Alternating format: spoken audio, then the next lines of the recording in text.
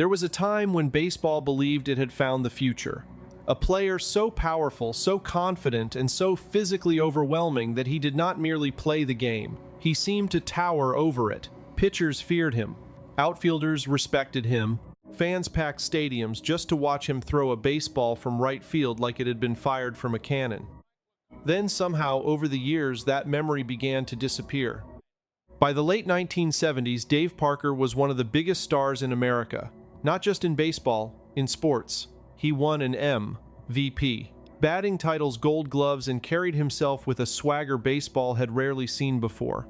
In Pittsburgh, many believed he was the next great symbol of the franchise after Roberto Clemente. To younger fans, he looked larger than life. To older baseball writers, he sometimes looked like a problem the sport did not fully know how to control. That tension would follow him for the rest of his career. Because Dave Parker rose at the exact moment Major League Baseball was entering one of its most uncomfortable eras, free agency was changing money, television was changing fame, cocaine scandals were changing public trust, and the same sport that once celebrated Parker's charisma slowly began treating him like a warning sign from an era it wanted to leave behind. The strange part is that Dave Parker never truly stopped being great, even after injuries, even after the criticism, even after the headlines changed. He kept hitting, kept winning, kept surviving in a game that had already started rewriting his legacy. And that is what makes his story feel so unsettling today. How does one of the most feared players of his generation slowly become invisible inside baseball history? Long before the fame, before the gold chains and magazine covers, Dave Parker grew up in Cincinnati as a rare kind of athlete, the type scouts talked about in whispers. Strong enough to overpower baseballs before most teenagers finished growing.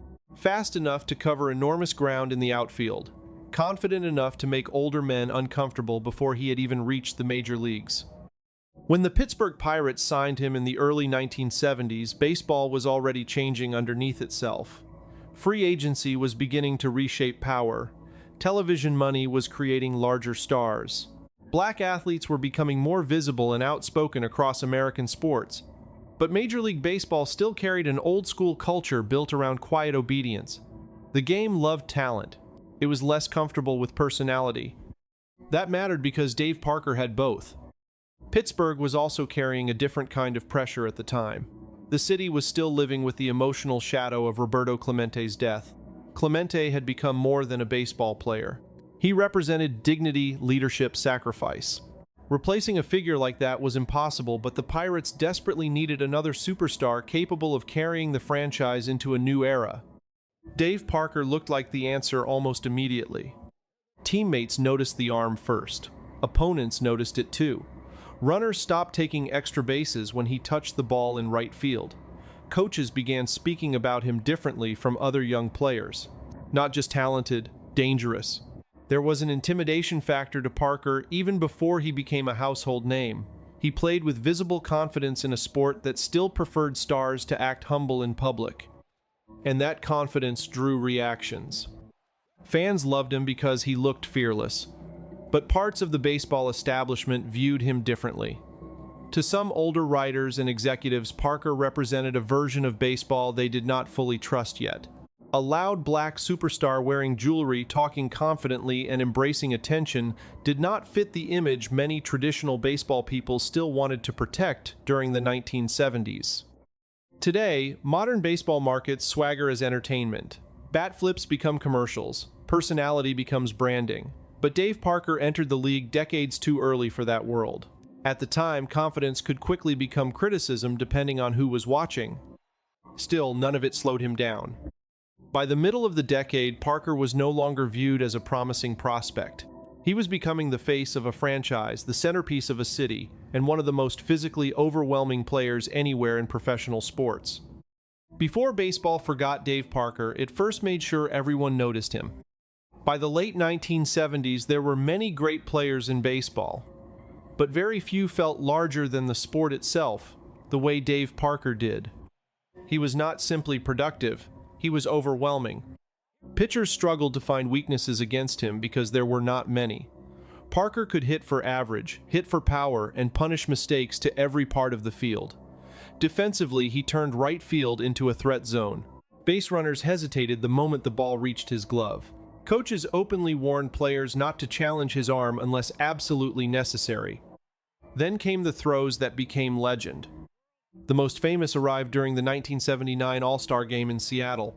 Parker unleashed throws from right field that erased runners at home plate with shocking force and accuracy.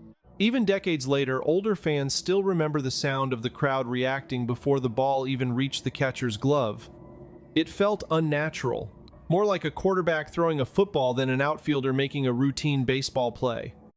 For a period of time, many people inside the sport quietly believed Parker was the best overall player in baseball. He won the National League Most Valuable Player award. He captured batting titles. He became the emotional center of the Pittsburgh Pirates clubhouse during one of the franchise's most memorable eras. The We Are Family Pirates fit Parker perfectly because the team reflected his personality: loud, stylish, confident, unapologetically visible. But visibility inside baseball came with consequences. The same swagger that electrified fans often irritated parts of the media. Older baseball writers still preferred stars who acted modest and restrained in public. Parker did not fit that mold. He wore expensive jewelry, he spoke with confidence. He understood his own value at a time when many athletes were still expected to downplay themselves in front of reporters. Race also lingered quietly beneath many conversations surrounding him. Baseball had celebrated black stars before, but there remained discomfort when those stars openly embraced fame, money, and personal style. In another era, Parker might have been marketed as the perfect modern superstar. In the 1970s, some viewed him as evidence that baseball was becoming too flashy, too individualistic, too difficult to control. And yet none of that changed what happened on the field. At his peak, Dave Parker looked almost unstoppable. He was stronger than most players, more intimidating than most players, and more charismatic than nearly anyone in the sport. Young fans admired him. Opponents respected him. Teammates believed he could carry an entire franchise by himself. For a brief moment, it appeared Dave Parker might become one of the permanent faces of baseball history. Instead, baseball was already beginning to turn against the very era he represented. The collapse did not happen all at once. That is what makes the story of Dave Parker feel different from so many other fallen stars. There was no single season where greatness suddenly vanished. No dramatic ending where baseball collectively decided he could no longer play. Instead, the game slowly changed its attitude toward him year by year, headline by headline, until the image people remembered became smaller than the player he actually was. And much of it happened during one of the ugliest periods in Major League Baseball history. By the early 1980s, cocaine had spread through parts of professional sports, including MLB clubhouses. The public backlash became massive. Owners feared damage to the league's reputation. Reporters searched for symbols of excess and irresponsibility. Baseball wanted someone fans could blame for the era. Dave Parker became one of the easiest targets. Part of that came from visibility. Parker was not anonymous. He was one of the highest-paid players in baseball after signing a huge contract with the Pittsburgh Pirates. The money alone created resentment around the league. Many older fans still believed athletes should not earn superstar salaries. When Parker's performance later declined because of injuries and weight problems, criticism became ruthless. The boos inside Pittsburgh grew louder. Fans who once treated him like a king now mocked him openly. Sports writers questioned his conditioning. Radio hosts questioned his commitment.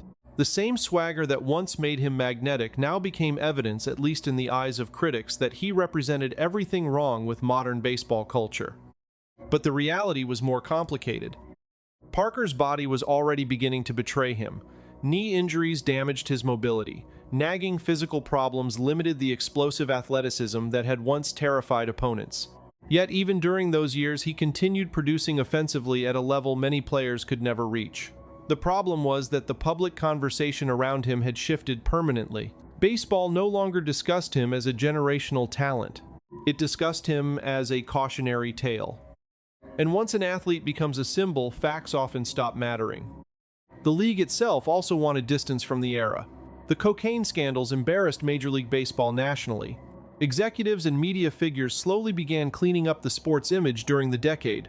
In the process, many of the complicated stars associated with that period became easier to ignore than celebrate. Dave Parker was one of them. The terrifying part is that he never truly disappeared from the field. He was still there, still hitting, still feared on certain nights, still respected deeply by players who competed against him. But the mythology surrounding him had changed. The superstar who once looked bigger than baseball was now presented as damaged history the game preferred not to revisit too closely. The Cobra did not vanish overnight. Baseball slowly decided it no longer wanted to remember the world he came from. What makes the story of Dave Parker so frustrating is that his career did not end when public opinion turned against him. In many ways, he rebuilt himself. After leaving Pittsburgh, Parker joined the Cincinnati Reds and quietly became one of the most productive veterans in baseball again. The explosiveness of his 20s was gone, but the intelligence remained. So did the bat speed. He adapted his game the way great players often do when their bodies begin changing. Less athletic dominance, more experience, more control, more understanding of pitchers and situations.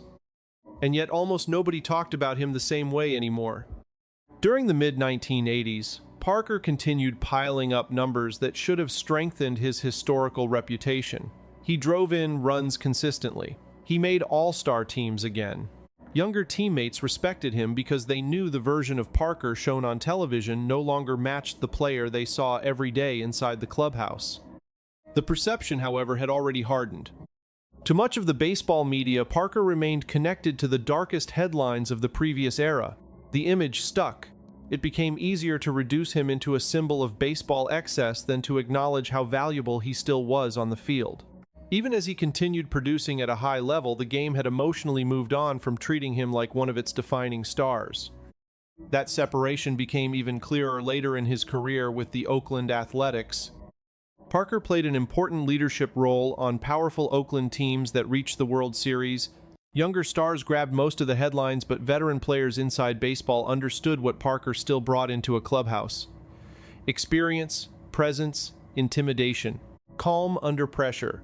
He was no longer the terrifying athlete from 1978, but traces of that figure still appeared in key moments. The strange part is that his statistical legacy kept growing while his public reputation kept shrinking.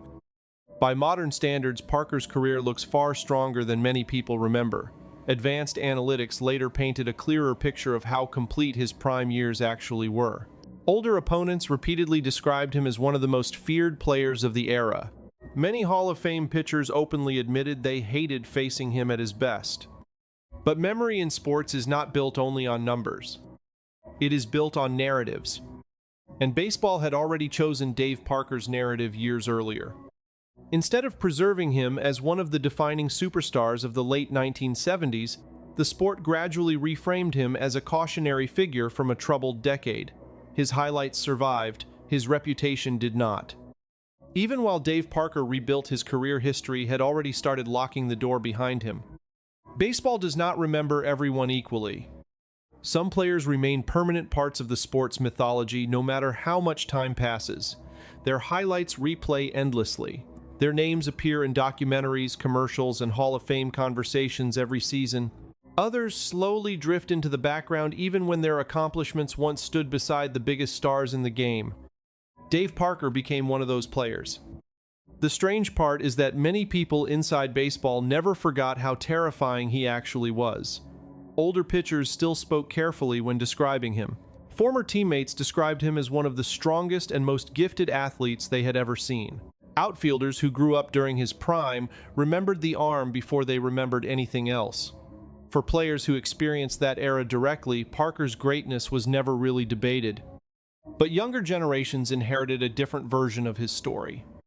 They inherited fragments, a few highlights, references to controversy, old conversations about cocaine scandals and unfulfilled potential. Over time, the image of Dave Parker became strangely incomplete, as if baseball preserved only the uncomfortable parts of the era surrounding him, while allowing much of the actual dominance to fade away. Even the Hall of Fame process reflected that tension for years. Many fans and analysts believed Parker's numbers deserved far more serious consideration than he received during much of his eligibility period. His peak years compared favorably with several celebrated stars already inside Cooperstown. His influence on the game was undeniable. Yet the support often felt hesitant, almost conflicted, as though baseball still could not fully separate the player from the baggage of the period he represented. Ironically, modern baseball might have embraced him completely. Today, personality drives the sport's marketing. Swagger sells jerseys, emotional celebrations become viral clips within minutes.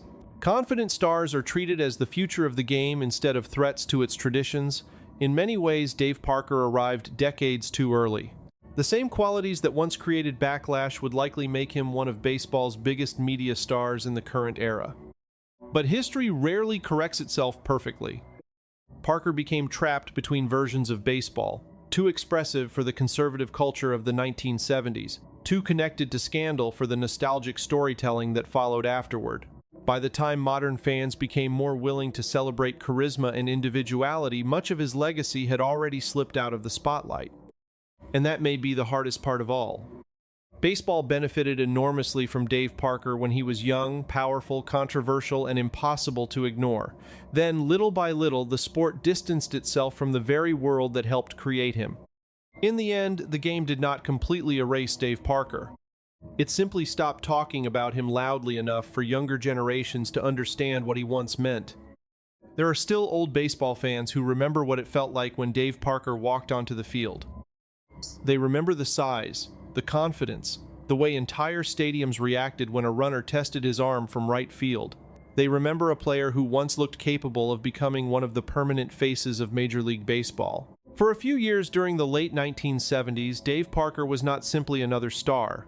He felt like the future of the sport itself. That is what makes the silence around his legacy feel so strange now. Because the numbers are still there, the awards are still there, the respect from older players never fully disappeared. Yet somewhere between the cocaine era, changing media narratives, injuries, and baseball's endless need to reshape its own history, Parker slowly drifted away from the center of the conversation. Not completely forgotten, but no longer remembered the way a player of his magnitude probably should be. Maybe that is how sports history often works. The game preserves certain stories and quietly leaves others behind. Sometimes greatness survives through statistics. Sometimes it survives only through memory passed from one generation to another. And maybe that is where Dave Parker exists now. Inside fading Pittsburgh broadcasts, inside grainy All-Star game footage, inside old conversations between former players who still shake their heads when his name comes up. Somewhere in those memories, the Cobra is still standing in right field, daring baseball to remember how powerful he truly was.